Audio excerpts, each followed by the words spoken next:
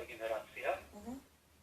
Немам лично сведоштво, но имам сведоштво пренесено од дедо ми на денот на овој ден. Значи, пред толку години кога баба ми почина во земјотресот. Дедо ми кажа дека кога бегале фактички, тоа било кај официрскиот, позади официрскиот дом, куќите.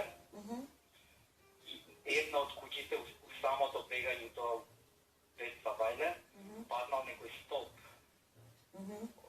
И ја поклопил баба ми.